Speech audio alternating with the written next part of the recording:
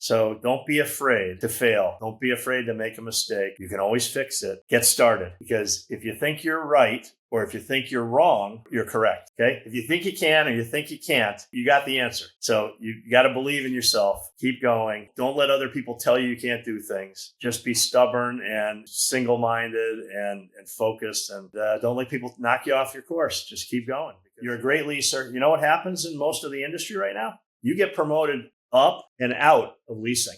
You get moved over to become a manager. So now you're sitting behind a computer and you're not actually using the skills you were good at. You have to have a whole nother set of skills over here, which is fine for some people, but some people are just good at leasing. And so there's no pathway of upward mobility as a leasing person. And that's a problem in the industry going on. You can do things that you wouldn't be able to do if you don't have a full rent roll because you're short and you got to think about where I'm cutting. If you do your leasing job right, you're not cutting, you're spending to stay ahead.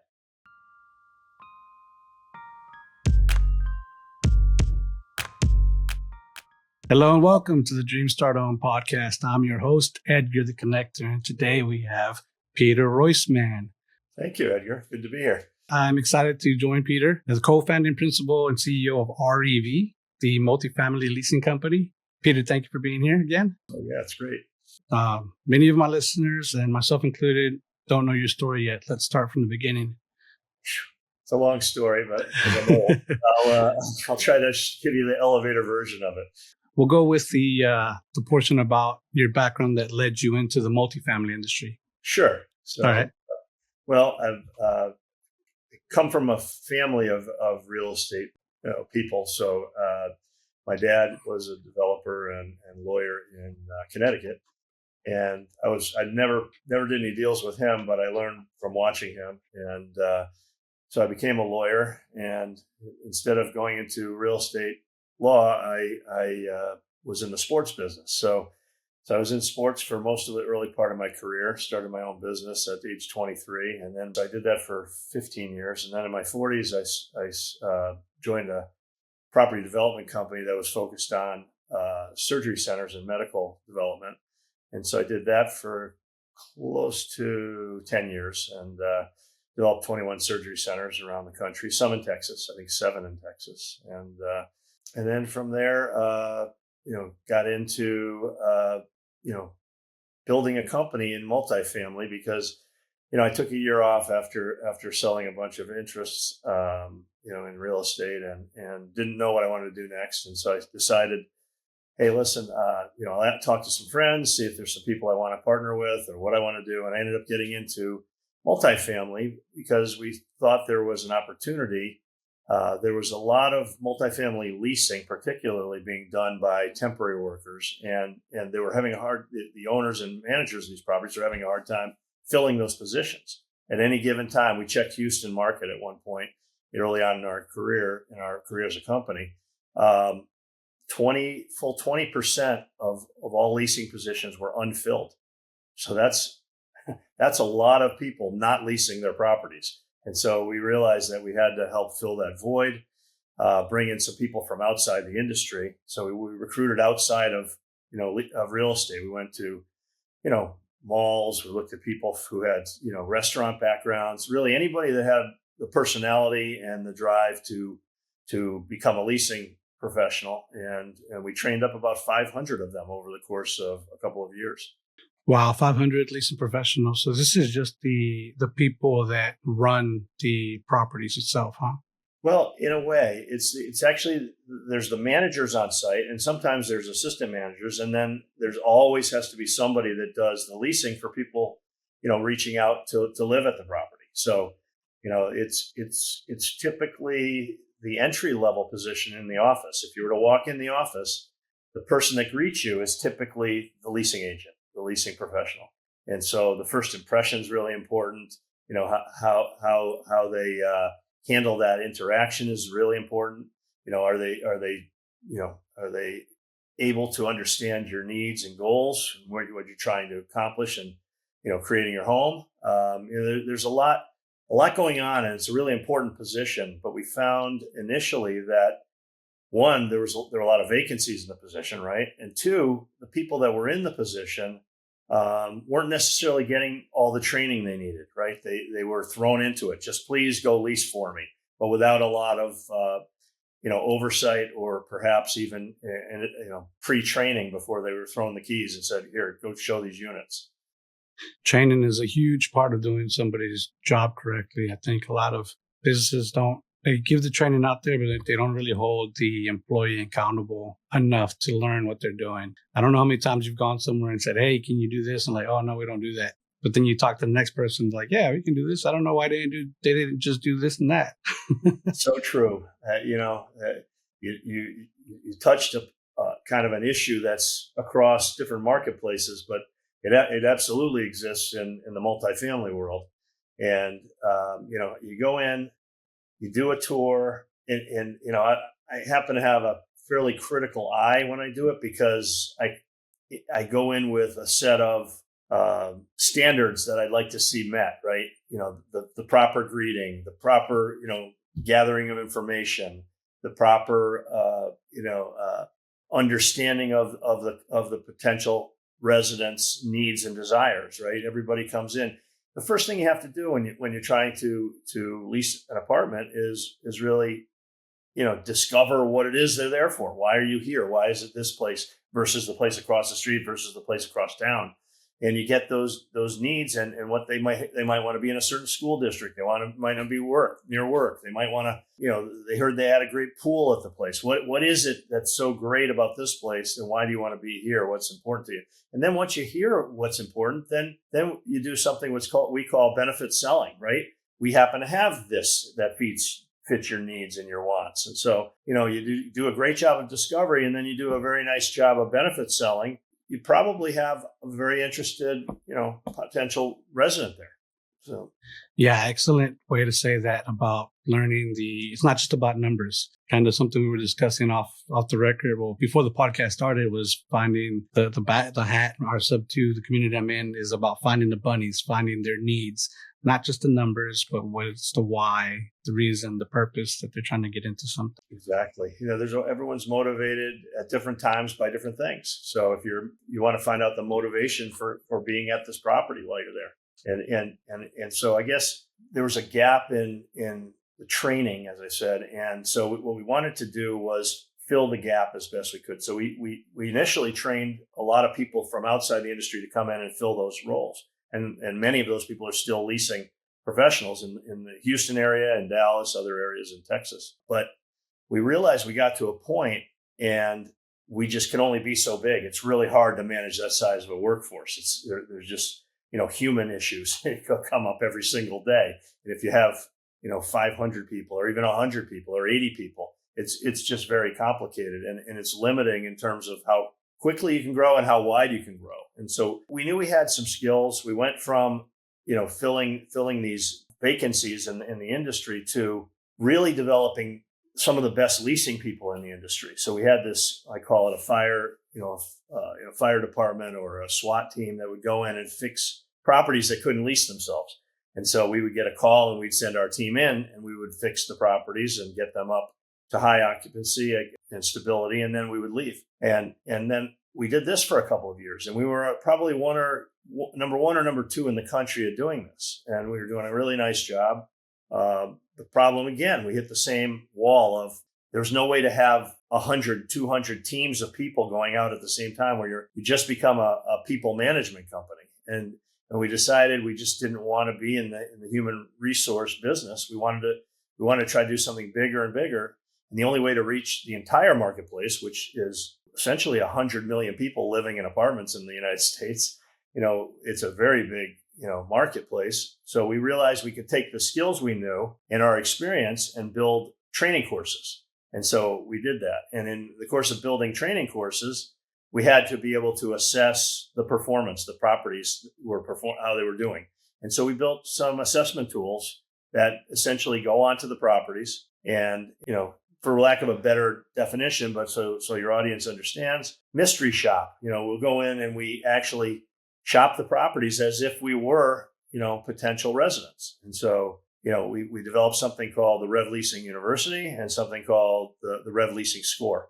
And the score is the assessment tool, and the university are the courses to train up. So once you do a mystery shop, we've come up with a score, and basically from the report, you can tell where there might be some gaps that the leasing team needs to, spend some more time training. And that would really help on maximizing the revenues. And so we did that. And then we have 100 plus courses now that can be taken online. And, we're off to the races, working with clients, and, they're helping themselves. And it's interesting to note that every 100 points in our leasing score turned into an increase of 3.5% revenue growth for our clients. So, there's a direct correlation between performing the job better as a leasing professional and doing better on the revenue side of your business. Like most entrepreneurs, I don't sleep enough. So the hours that I do sleep need to be of better quality. The 8 Sleep Pod, it has been a game changer for me. Perfect temperature all night, less snoring, and I actually wake up refreshed. And my wife does as well, which is a huge plus. Happy wife, happy life. You can try it through my affiliate link below. Now we go back to the episode. 100%. Yeah, that's big. Being able to show the proof of concept and also the success stories there. It's huge with that. So for your courses, is it a subscription, one-time fee? It is a subscription. It's a monthly fee, and you can pay per person or you can pay per property, depending on how it works best for you. And the course, you go through the courses, and it's basically the things we talked about. There are 10 major categories getting towards closing, right? And so you go through them. Some of it's gamified. We've used AI a lot in creating the courses, so they're kind of fun. They're engaging. There's immediate feedback. The goal here is to get the people taking the courses to have an understanding at the end of the course curriculum, to have it be natural. So it's completely natural to have a conversation with someone, get the information you need, give the information you need to give, and move along, receive the signals and move along towards signing that lease. And so it's kind of like going to any school. It takes a little work. If you can make it fun, that's better. But there's definitely work involved, and it's repetitions. It's like any skill you develop. If you're playing basketball, you're going to stand out there and shoot free throws. If you're a golfer, you're going to go to the driving range. You're going to hit balls. It's basically those repetitions of going through the skills needed to be a great leasing person and getting them to be natural. Sounds like a great course. We'll make sure we'll put the information down below in the description so people can follow to it.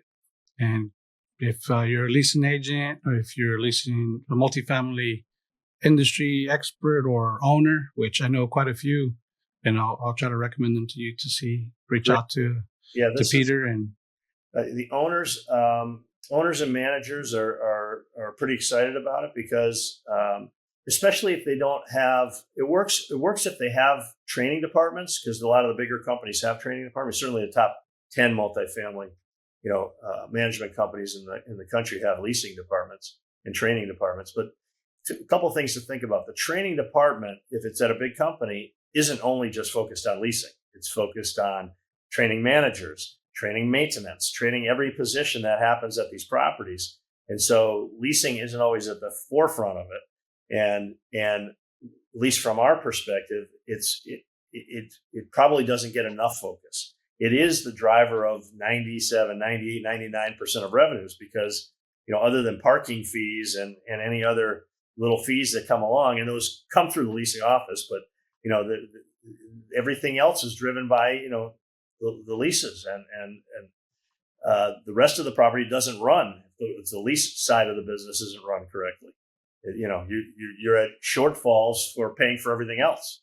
It's nice when you run a very stable and solid property, because you have actually, more income, which you can then use to upgrade your amenities, or you can, take out that other ad or support the community in some event that's going on. You can do things that you wouldn't be able to do if you don't have a full rent roll, because you're short and you got to think about where I'm cutting. Well, if you do your leasing job right, you're not cutting, you're spending to stay ahead.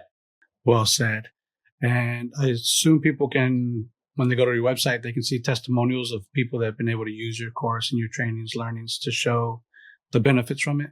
Absolutely. And even when they go to the website, I mean, you can actually request a demo. You can actually get into the courses a little bit. You can not only check past history, but you can see it for yourself. Fantastic. So let's go back a little bit from the beginning of the multifamily. What was the moment when you realized that there was a big opportunity in leasing and then decide to co-found REV? Yeah, that's a good question. I think the first aha moment, if you will, was we started in January of 2019. So we're not an old company. We're not a new company. We've been around 6 years. And the first person we recruited and trained, the very first, was a bar manager, right? A restaurant and a bar manager. She was very good and she wanted to learn. And within a few weeks of training her, we put her on an assignment. And very, very quickly, I think within the first week on assignment, she was offered a manager's job. They wanted to buy out her contract with us so that she could be a manager of their property. So we knew we were doing something right, because if the first person we found was not just offered a leasing position, but was offered a higher position than that, even a manager position, we said, aha, I think there's a market here. Now we just got to go get more people and find more clients. And so that was our first aha moment. I think the second kind of stepping stone that we had was when people called us and said, please send a team of people to us because we literally can't fix this. And at one point we checked, while we were checking to see how many vacancies there were in the leasing positions, which was like 20% of the positions were not filled, something like 15% of the properties in Houston at that time had under 85% occupancy. And that's a real borderline number. If you're at 85%, you don't have dollars to spend. You are really tight. It's that last 15% where you're getting ahead in the game. And so, we knew there were people in distress. So we found those clients, we started talking to them, and we started helping them. And so, we have some good success stories out there. We've actually leased, physically leased before our this iteration of our business with just products. We physically have put people on properties at probably, for sure, the largest owner of multifamily in the country, maybe the world, and the second largest. And then everybody else from there, some middle market people, some smaller owners. We had one owner who literally bought his first project and found us, and we helped him. He bought it from probably a top 10 size-wise company, Wall Street company that owned over 100,000 units. They could not get this property more than 78% leased. No matter, they knew what they were doing and they still couldn't fix it. So this guy found us, called us, and he had a really hard time finding a management company that could be stable on his property. I think he went through 6 management companies while we were hired. And we sent the leasing team to the management company. And through 6 management companies, in 9 months, we got him from 78% to 94%. And he was able to save the property, refinance, and off he went. So I got a call with the president and CEO of the company that we had, basically the company that had turned over the property, that owned it prior. And he was amazed at the work we were able to do. But, it was just one of those probably second or third aha moment. Look, the best in the business also have some things they can't do. So I think we concluded from that there was just a huge need for the industry itself to focus on the leasing position. We realized it just wasn't the focus. There were so many other things, and they were looking at cost cutting, which is nothing wrong with cutting costs, but it's not all about saving money. It's about making money. So the revenue side grows way faster than the cost side savings can happen. And the cost side savings are limited because there's no such thing as zero cost. You have to drop it. You might drop a couple points there, but you can grow revenues at probably a 2 or 3 or 4 time rate as cutting costs.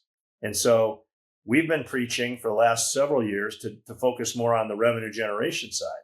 And quite frankly, the interesting thing is, as you work with us or as you focus on revenues, doing better at leasing actually saves you money. You cut your advertising costs. There's something called a locator that brings you a possible tenant, and you have to pay them a month's rent. You cut you're cutting like concessions. If you had to concess 1 month or 2 months, you have fewer of those. You don't have to. If you've really got a stabilized leasing team and you don't have people leaving and have open vacancies and have to hire people, you know what it costs to hire one person? According to Glassdoor, this is the last statistic. It might not be current, but the last statistic I saw was $4,700 in 24 days. $5,000. Yep, exactly. To replace one person. And it's not fast. It takes a whole month to get it done. And it takes 6 people's time. So, I mean, it's just so disruptive to not have a stabilized leasing force. It costs more. It's disruptive. You're not treated well by the financial markets because you're not stabilized. Yeah, so much to unpack there. Going back to the lack of leasing people, what do you think it was that prevented people from getting hired or even applying? Was it not enough people applying, or? Yeah, you know what?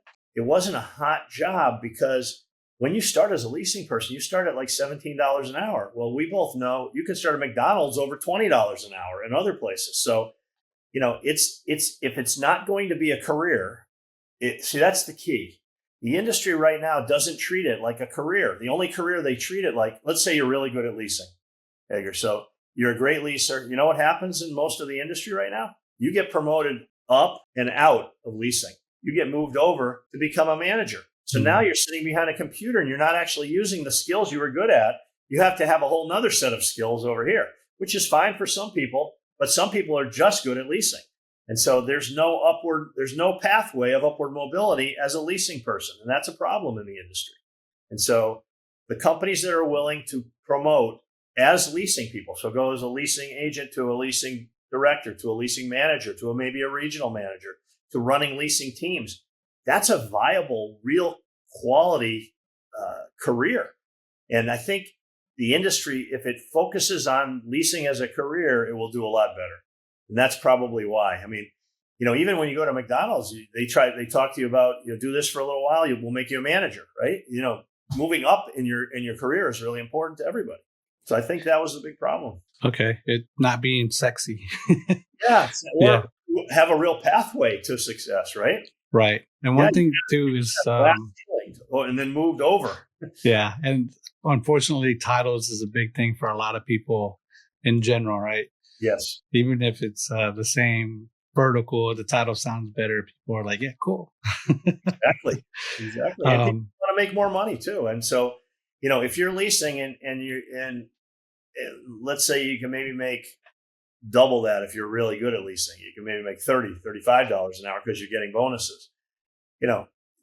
That's probably the best you're going to do unless you get promoted to a manager job, right? And even managers might not make that at the beginning. They might have to move higher than that.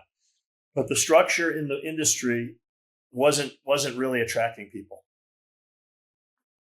And they were blowing out of jobs. So think about this. Let's say you go in, you're not trained. You can't be very happy because how good can you be at your job if you haven't been trained for it? Mm-hmm. You're going to not be successful. So nobody really likes to be unsuccessful at doing something. So they'll go and do something else. Yeah, 100%. So is poaching an issue with that or other apartment leasing agencies? People are jumping for 50 cents an hour difference. Yeah. Yes, 100%.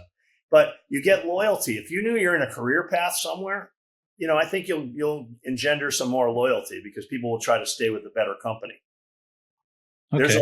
There's some really good companies, there's some medium companies, and there's some companies that are not quite as solid. And so if you're starting out at a good company and you get, raises and promotions and you can stay in your business and you feel good about you're part of the team and you're doing your job, then I think you'll stay. I mean, building that team component is really important. I mean, I just think it's important for property owners and managers to realize how important the role is. It's the tip of the spear. It's the first person you meet. It's the brand. You meet this person, you're going to think this way about that property and that company that's managing it. Oh, yeah, I completely agree. A lot of people that you're watching this, if you're a manager, a supervisor, you got to understand the people who are working for you are people. They're humans. They're not just a number to fill, the task to get done. You treat them right, they're going to do a lot more for you. When I was in the field of construction, I would always make sure that the people that were working under me were doing what they felt most comfortable doing, what they knew the best. and the things that they really wanted to do, because they'll do more stuff for you, which is a win for you. They'll work harder, they'll do it better, and they'll probably do a lot more of it. So it's a win for everybody because they're happy with what they're doing. You're getting a lot more production, better production, and they're going to stay longer because you're treating them right. Exactly. No, the happiness factor is often overlooked. It's really important. Keep people happy at work. Let them do things they like. They'll be better.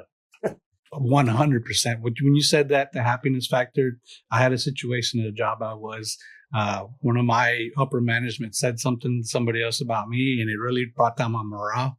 So my numbers went down big. And then I finally got a transfer out of there. And that week I was working commission. So I was doing 3 times my numbers. My numbers are great. And then my direct said, "Hey man, what's going on? Your numbers are freaking killing it."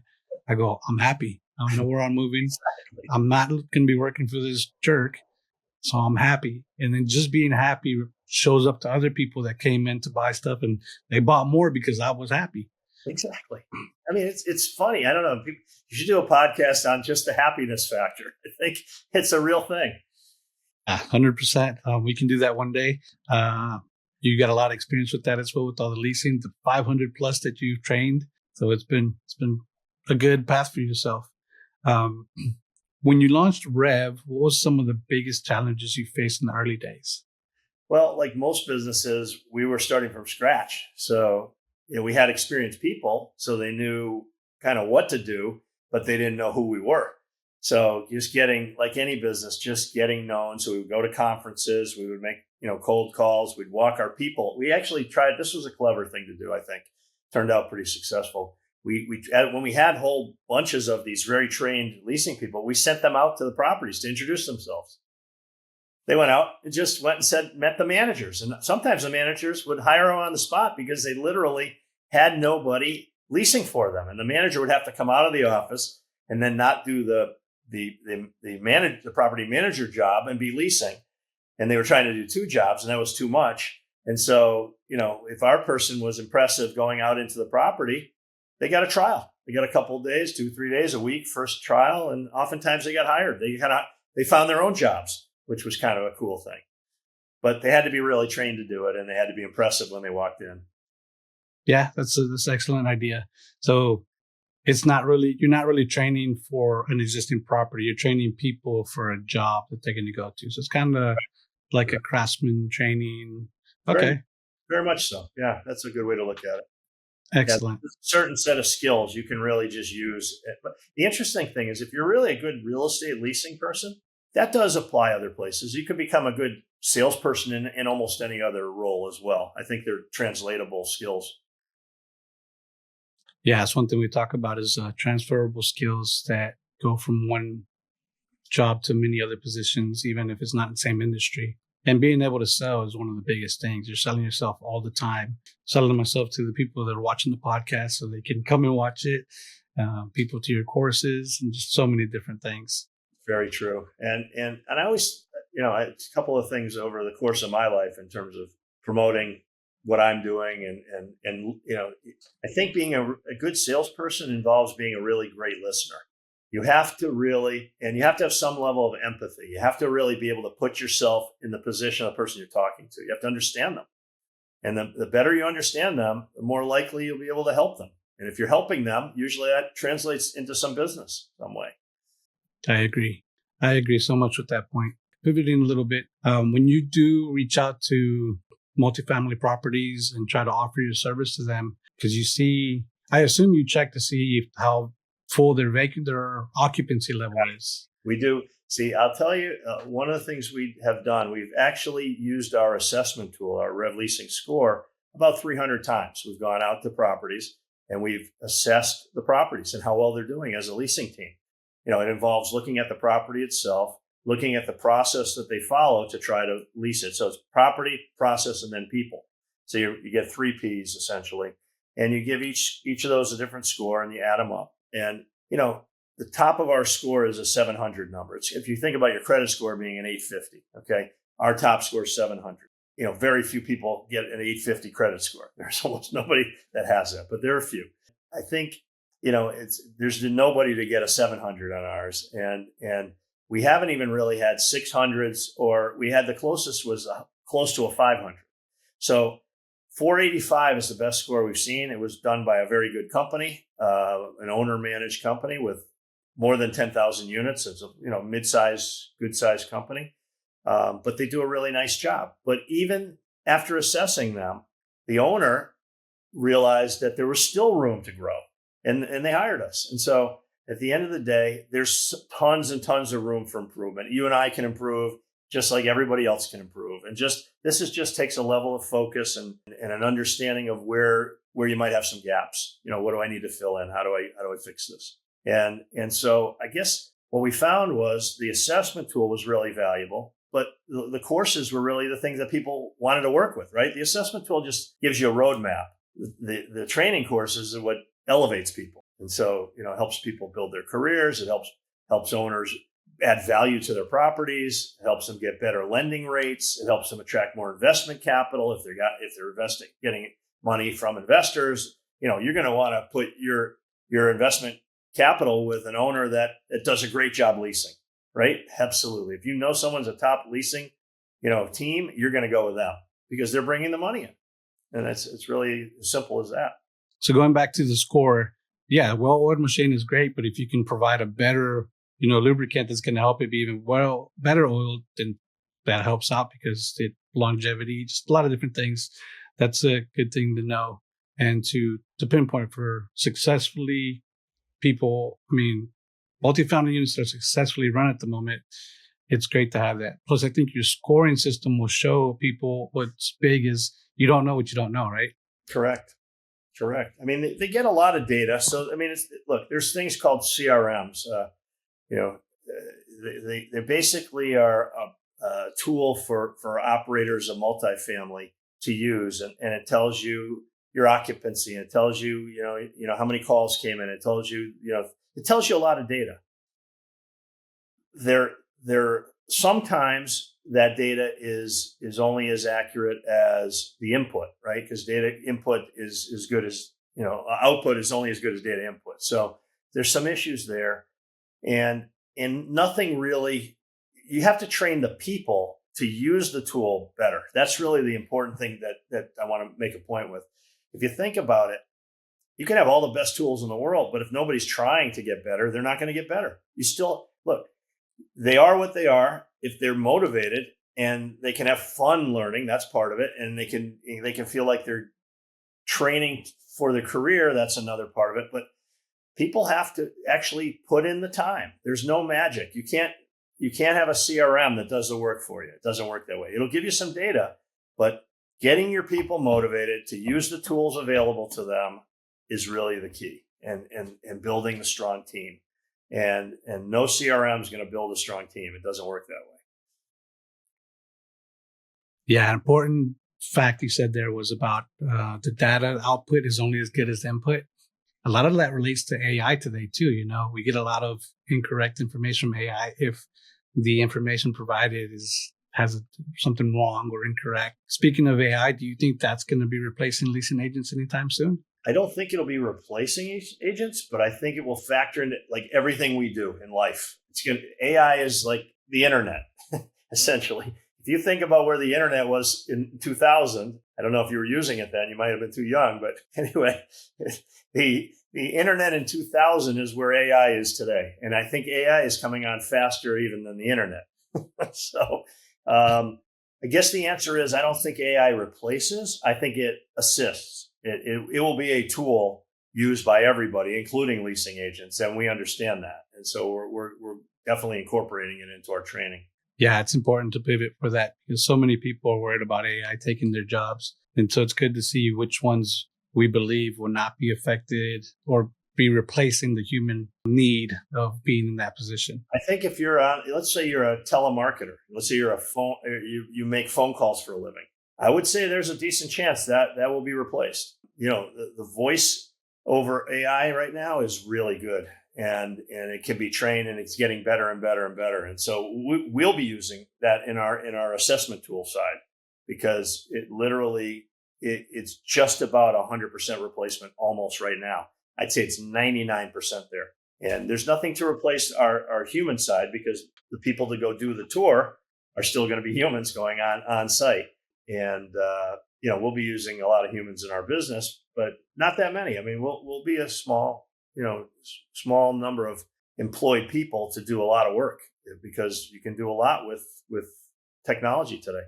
Yeah. With AI about cold calling, this and that, it is very well ahead of its time. I'm actually a limited partner on Prop AI, which is kind of like a cold calling, and you can basically tell it and it'll change its not in voice, but its affliction towards calling. We can use it for business buying, for contacting people that wants to sell their house. So many, even for you reaching out to leasing opportunities. That'll be something as well to just say, because it doesn't get tired when it calls people.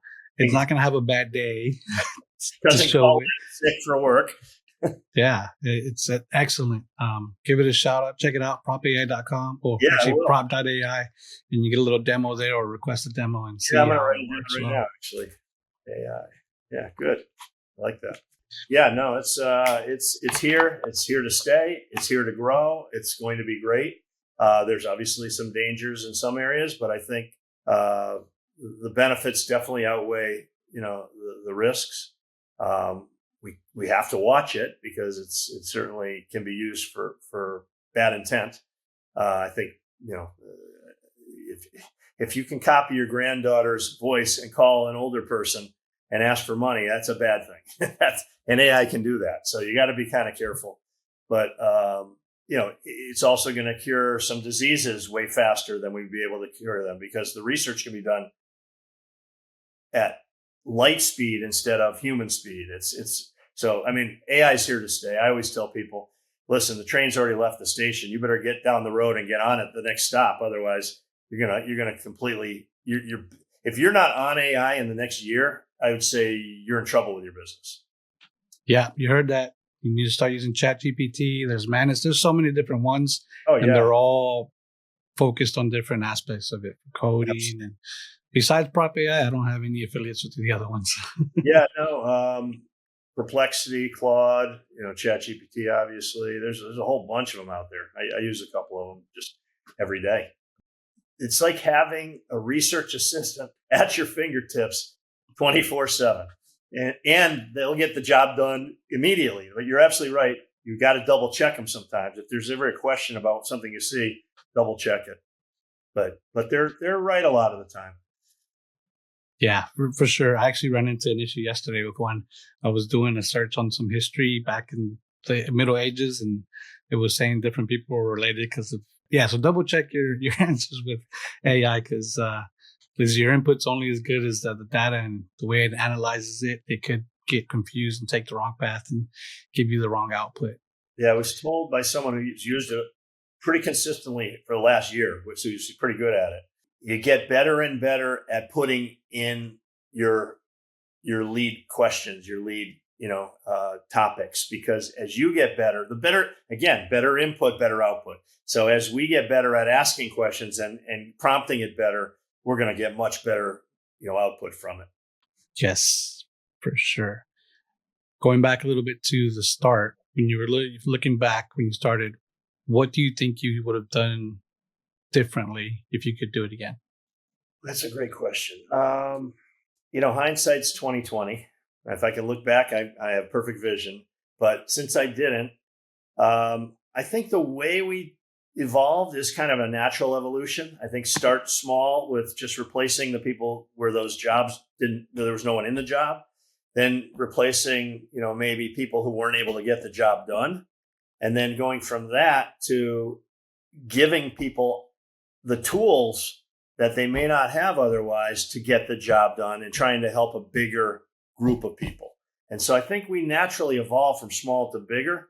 I don't know that we could have thought of this where we are today if we hadn't gone through the other steps. So, I don't know if hindsight's better than 20/20 here. I think we kind of just evolved naturally. I don't think we did it wrong. I think we just had to go through those processes to get where we are.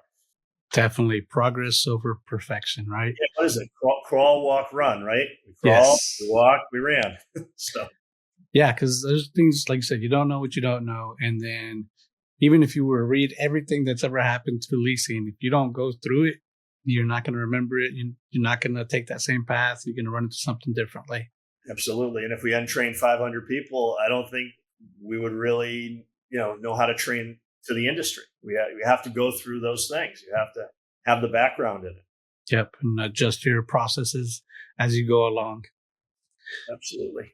So having my investor hat here, when you go through your tools and you assess properties and people don't hire you, do many of them, is it because they're ready to sell, or what That's do you think? question. I like that question because it was actually, you piqued something I wanted to talk about, which is I think there's an interesting play using our tool, our assessment tool, if you're buying or selling a multifamily property. Here's what I think. So let's say you are the seller, okay? You want to sell a property. Let's flip it. Let's say you're the buyer. Okay, you and I want to go buy a multifamily property. We get their numbers, right? We're looking at the balance sheet. We're looking at they don't really have a pro forma. We're just looking back 12 months, previous 12 months. We want to see what they did. We actually see how many leases they've been getting a month. We see how many vacancies they have. We see really everything. It's a full snapshot. You know what we don't see? Let's say they averaged 8 leases a month. Okay, 8 new leases a month. We can see the resident retention percentages and things like that because they're going to have people moving out every month. Some people move out, some people move in. What you don't see is on the generation of new leases, if they got 8 a month, we don't know if they went 8 for 9 opportunities. They went 8 for 8. They pulled them all in. They could have gone 8 for 40 or 8 for 30, and they could have been really not very good at closing opportunities, or they could have been fantastic at closing opportunities. And that affects the price you're willing to pay, right? As a buyer, if I know I have 32 more people coming in that I could close with good performance, I'm going to pay a little bit more for this one. I might get this deal because I know there's upside.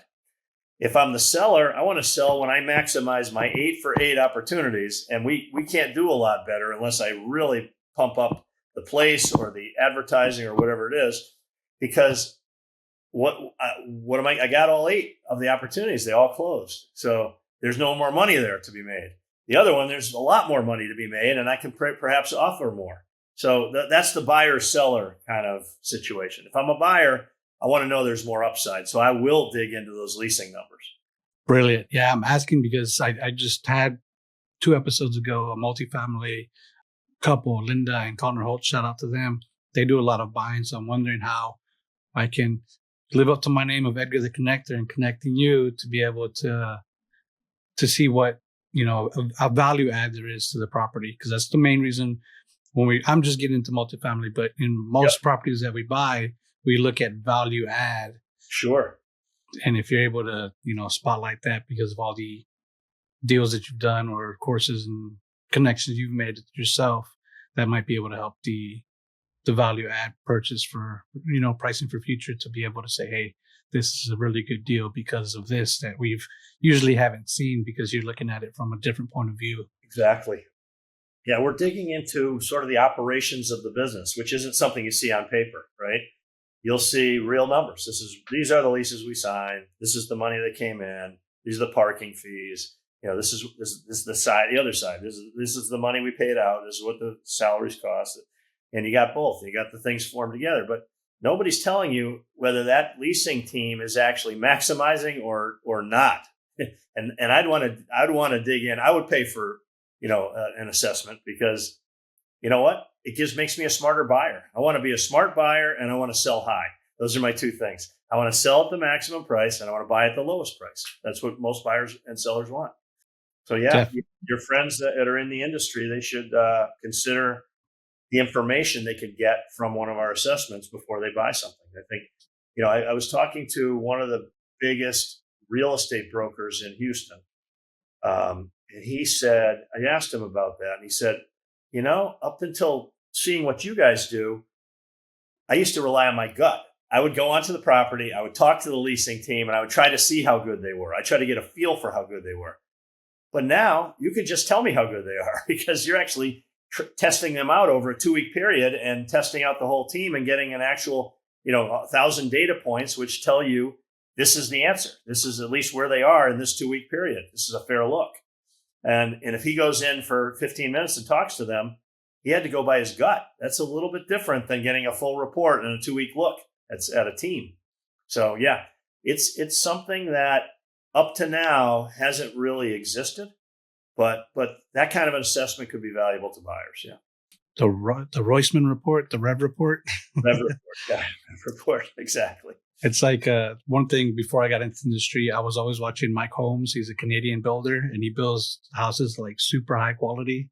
I've always wanted to like do a flip of a property and say, this is a Mike Holmes inspired property. Because I know that I would take the care and the pride of making a house of that property.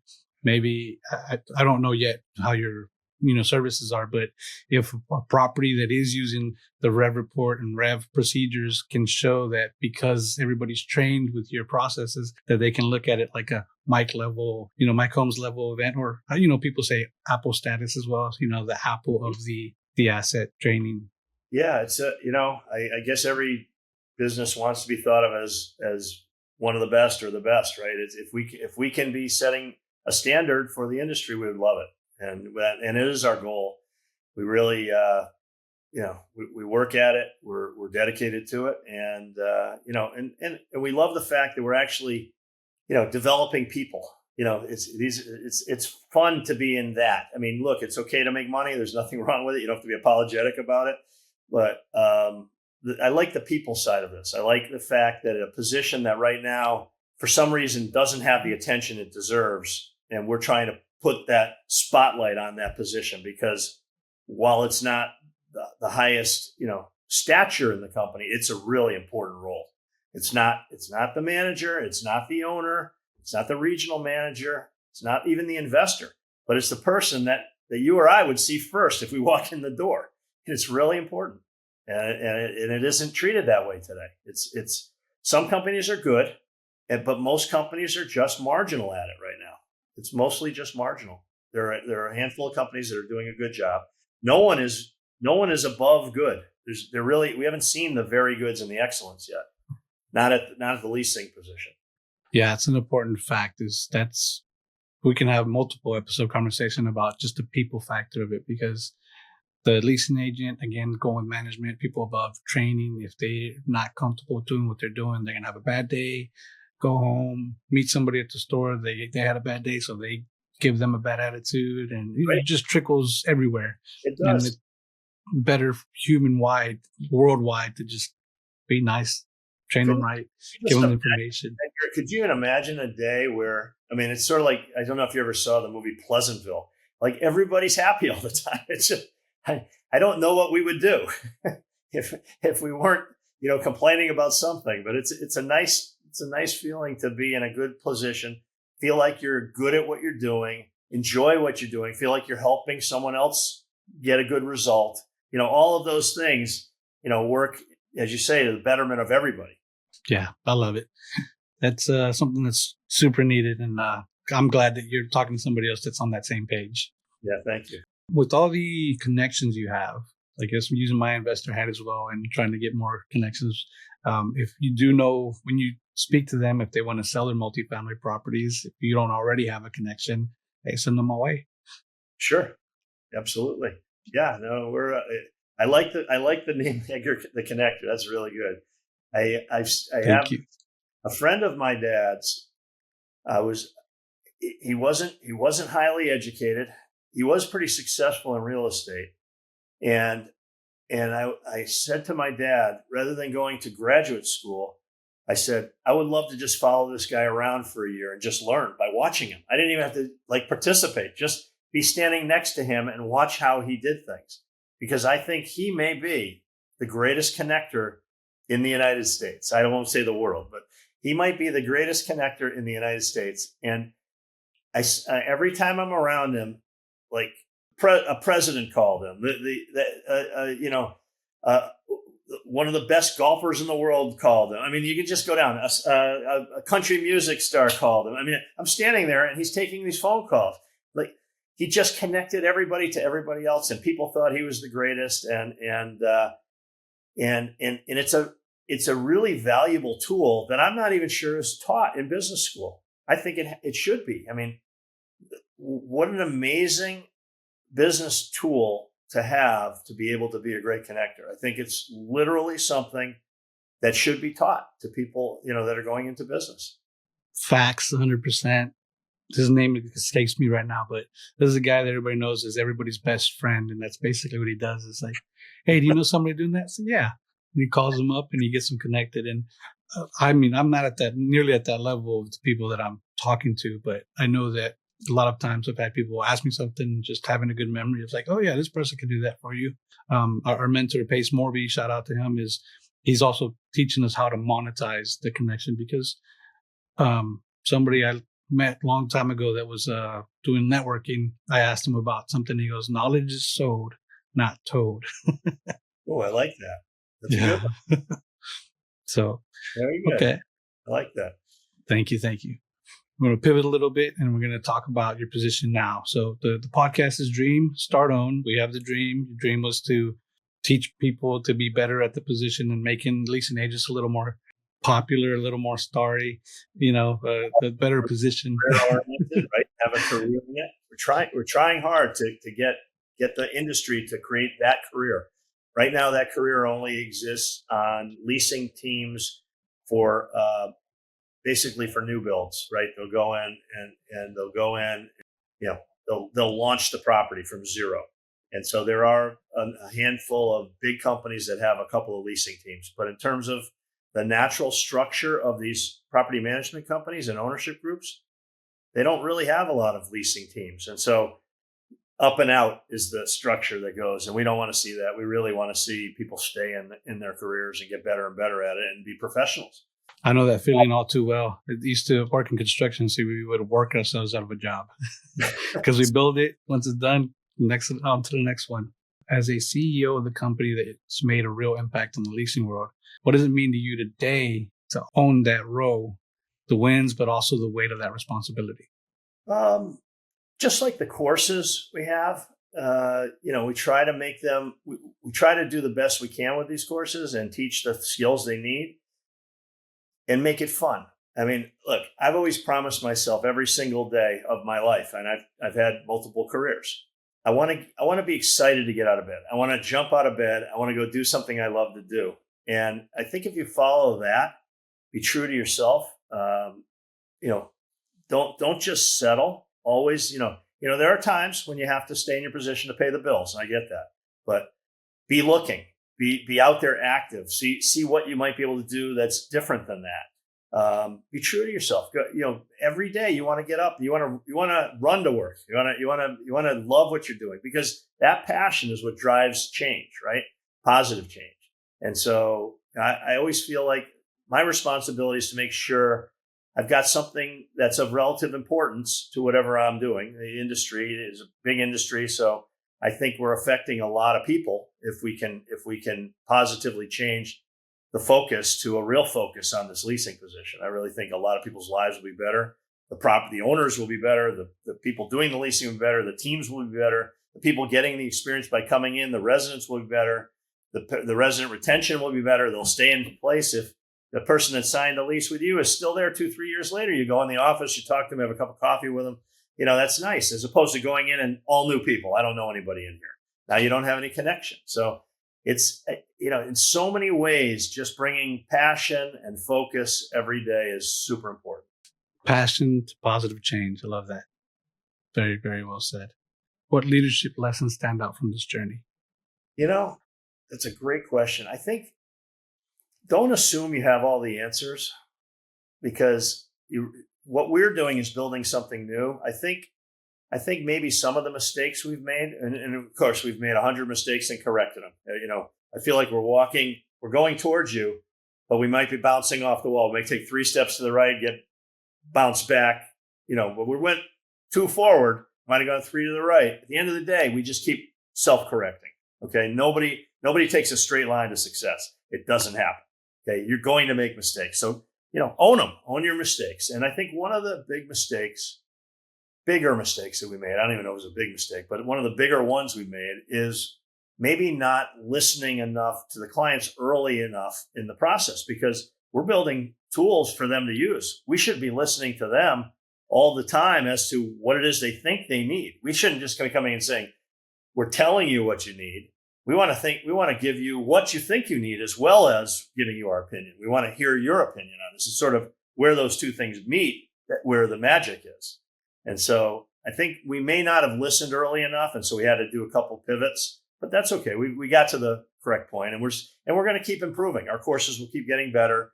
Our scoring will probably get more standardized as we go along, as we get more and more. We've done 300 of them, which is a substantial sampling, but we'll get into the thousands. And then when we have thousands, it's different data. So, it'll all be interesting. Just keep learning, keeping open to the data, being open to the clients' voices. And that's kind of leadership. I think leading by being open to not having to dictate the way something gets done. You want information to come in, and you want to rationally plan a path forward. Listen more to the client. That's absolutely, yeah, big time. If you're starting off doing something new, you're building your processes to offer somebody on a consistent basis, like software as a service. Excellent information there and advice for people starting into this journey. Pivoting a little bit to your team. So you have the course, and then you're kind of like a staffing agency as well. No, we used to be a staffing agency to some degree, or we replaced staffing agencies, but we don't have those 500 people any longer. They're out in the marketplace working. They're all leasing people out there now. We have our builders now. We're building more courses. We have our analysts that basically analyze data, and we have HR people, and we have the normal business stuff. But a lot of it is marketing to get the word out at this point. We still we're not a big company. We can handle working with big companies, but we're still building our brand. And so appreciate coming on shows like this, because it might be the first time someone's heard of us, and it's an opportunity certainly worth looking into, and hopefully we can help a lot of people out there. Yeah, I look forward to helping it and owning a multifamily property that is using your courses that have trained the leasing agent and the management team to keep it smooth, keeping it like a well-oiled machine. Man, I appreciate that. Yeah, great. I look forward to that day too. We'll have to toast a drink for that one. Oh yeah. Where are you based out of, Peter? The company's based in Houston, but we also have an office in Connecticut. Okay. Great. Houston, H-Town, my hometown. I love it. Yeah, we love Houston. It's a great place. One thing I ask my guests is a word of advice for people that are the thick of it, building their own thing, or just looking to start. I always think back on the journey, right? It's about the journey, and every marathon is started with one stride. So don't be afraid to fail. Don't be afraid to make a mistake. You can always fix it. Get started. Because if you think you're right, or if you think you're wrong, you're correct. Okay? If you think you can, or you think you can't, you got the answer. So you got to believe in yourself. Keep going. Don't let other people tell you can't do things. Just be stubborn and single-minded and focused, and don't let people knock you off your course. Just keep going, because it's that persistence. The tortoise beats the hare in a lot of races. The rabbit runs out of steam, and the turtle keeps going. What amazing advice there. So many people on the podcast have come back and told me, fail forward, take action. Don't be scared of failing. Being scared to fail is just something in your mind. I had an anesthesiologist on here before, and he says, look, if you're failing in real estate, probably nobody's going to die. It's not that big of a deal. If I fail in my job, we're going to die. So, dude, don't be afraid to fail. You're going to learn so much more that way. And that's what we say, fail forward. Only time it's a failure is if you don't learn a lesson from that. Yeah, no, fail forward is good. I haven't heard that. That's actually, I live that way, and I hadn't heard it described that way. It's good. Excellent. So that advice, and people listening to this, what do you want one person, if they only learned one thing today besides failing forward, what would you want a multifamily leasing company know about this? I think be open to to new ways of doing things. I think fresh eyes oftentimes give you a different pathway. I constantly am looking outside the box. I'm constantly asking people for advice who may not be the logical person to ask for advice. Just tell me what you might think. I think and strive for excellence. I mean, to me, good isn't good enough. I hate when someone says good is good enough, because if you're 90% leased, that last 10% is pure profit. You're leaving, like, let's say you're making $1. You could be making $10 instead of $1. That last $10 you're leaving on the table. It's really not good. It's try the best you can. Shoot for the moon. Shoot for the stars and end up at the moon. Whatever it is, however you want to describe it, do the best you can. Really be honest with yourself and try every day. I mean, look, everybody gets tired. Everybody gets distracted. Don't worry about that. Brush it aside and refocus and re-energize and just start a fresh day and keep going. And again, I'm a big believer in fail forward. I like this saying, and I'm going to use it. Hey, give us a thumbs up, drop a comment below, tell Peter thank you. And if you're looking for a job, go through his training and you're going to be ahead of how many people do you think when they go to apply for a leasing agent position have taken your training? 10%? 20%? You know what? That's a great question. I'd say most people have come to the industry with some level of multifamily experience. And that's part of the problem. The problem is we're not bringing enough new people into the business who can benefit from a start from scratch kind of training. And so a lot of our assessments tell them, hey, listen, you got it half right, but the other half you can train up. The better situation is what you just described, which is someone coming in from the outside and starting at 0 and going to 100. It's way better. And we love to see some new people coming into the industry. And the way to get in is get some training and get going. So if I were outside the industry and I wanted to be a leasing professional, I would apply for a job with a cover letter that said, I'm prepared to take courses before you hire me. Okay. And then you can hire me. I mean, what a great way to do this. Yes, excellent point there, because people will go there and say, look, I already know part of the job, even though I haven't done it. I've done the training. Okay, YouTube University will teach you some things, but when you have a course that shows you that has data to show that there's changes and improvements by learning what you learned through Peter's company, REV, you're going to put yourself at the top of the list of being hired. Absolutely. No, you come with trained skills, you're gonna be at the top of the list. It's actually a great way into the industry. Excellent. So besides your REV leasing, is there other investments that you're in? I'm in a couple of real estate developments in Connecticut. Okay. Some of them involve multifamily and some involve condominiums and retail as well. So yeah, I'm not the lead partner in them, but my partners I have partners that run those deals, and I'm more responsible for REV. Okay. And besides being a student of your courses, how can somebody help you with something or work with you? Well, I think the best way to work with us is to probably see a demo as to how our courses and our program works, just so we understand it. And then once they understand what we can offer, then we can talk to them about how we can work together. So if you go to our website, you can literally click a button and say sign up for a demo. And what's that website?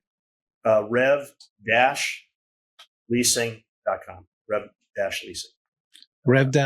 rev-leasing.com. We'll have it on the page below as well, descriptions. Hey, thank you so much for your time. Appreciate you being on the podcast and for all this information. I really hope to pick up a property that somebody said no to your course, that we can work together, get you something. And then when we take that property over, make sure that the people that we bring on have taken the REV training and help us improve. Money is, of course, one of the things. We're not going to shy away from it, but we're going to do it by helping people be happy with what they're doing and just spreading, just better standards for everybody.